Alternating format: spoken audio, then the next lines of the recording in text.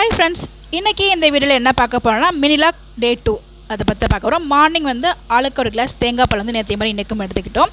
நேற்றுக்கு நைட் வந்து நான் பச்சை பயிறு ஊற வச்சுருந்தேன். முழு பச்சை பயிறு அவிக்கலாம் இல்லை. ஸோ நேற்று நைட்டு ஊற வச்சுருந்தேன். மார்னிங் ஆளுக்கு 2 டேபிள் ஸ்பூன் வந்து சாப்பிட்ற மாதிரி இருந்துச்சு.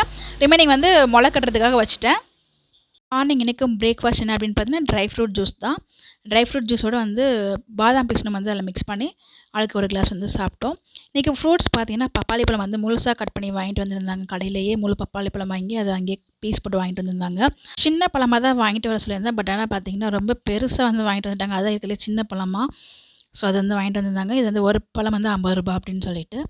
ஆனால் டேஸ்ட் வந்து அவ்வளோ ஸ்வீட்னஸ் இல்லை. நம்ம ஊரில் சாப்பிட்றதுல ரொம்ப ஸ்வீட்னஸாக இருக்கும். பட் எனிவேஸ் வாங்கிட்டு வந்தாங்க. ஸோ இன்றைக்கி ஃப்ரூட்ஸ் வந்து பார்த்திங்கன்னா பப்பாளி பழமும் அவங்களுக்கு வந்து மாதுளம்பழமும்.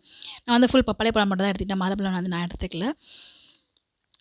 இது வந்து 11:00 சாப்பிட்டு அவங்க மார்னிங் போகும்போதே சாப்பிட்டு போயிட்டாங்க. மதியானம் சாப்பாடு பார்த்திங்கன்னா பொரிச்ச குழம்பு, முருங்கைக்காய் கத்திரிக்காய்லாம் போட்டு பொரிச்ச குழம்பும் கேரட் வந்து பொரியல் பண்ணியிருந்தேன். ஈவினிங் 5:00 செம்ம காற்று மழை. 2 டேஸாக மழை பெய்கிற மாதிரி காற்றுலாம் அடிச்சு. பட் மழை பெய்யல. இன்றைக்கி தான் வந்து சமயம் மழை பெய்ஞ்சிச்சு. நீங்கள் வீடியோ கேட்கும்போது உங்களுக்கு தெரியும் எவ்வளோ சவுண்டில் காற்று நிற்கிது அப்படின்னு சொல்லிட்டு. அதனால் கரண்ட் வந்து நின்று தான் வந்துட்டு இருந்துச்சு. வீட்டுக்கு சிம்பிளாக மேகி செஞ்சாச்சு.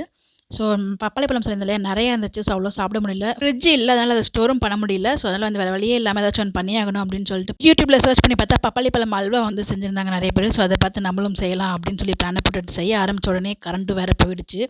அந்த இருட்டிலேயே வந்து அதை நான் வீடியோவும் எடுத்து வச்சுருக்கேன். அப்லோட் பண்ணுறேன் எடிட் பண்ணி. நம்ம செஞ்சதை நம்மளே டேஸ்ட் பண்ணி நல்லா இருக்கா நல்லா இல்லையான்னு சொல்கிறத விட இன்னொருத்தவங்க கிட்டே டேஸ்ட் பண்ண கொடுத்துட்டு எப்படி இருக்குங்கிறது நான் வந்து அவங்களுக்கு சொல்கிறேன் இந்த வீடியோ அப்லோட் பண்ணும்போது. இன்றைக்கி டே இப்படி தான் போச்சு. உங்களுக்கு எப்படி போச்சுன்னு மறக்காமல் கமெண்ட்டில் போஸ்ட் பண்ணுங்கள். Bye bye.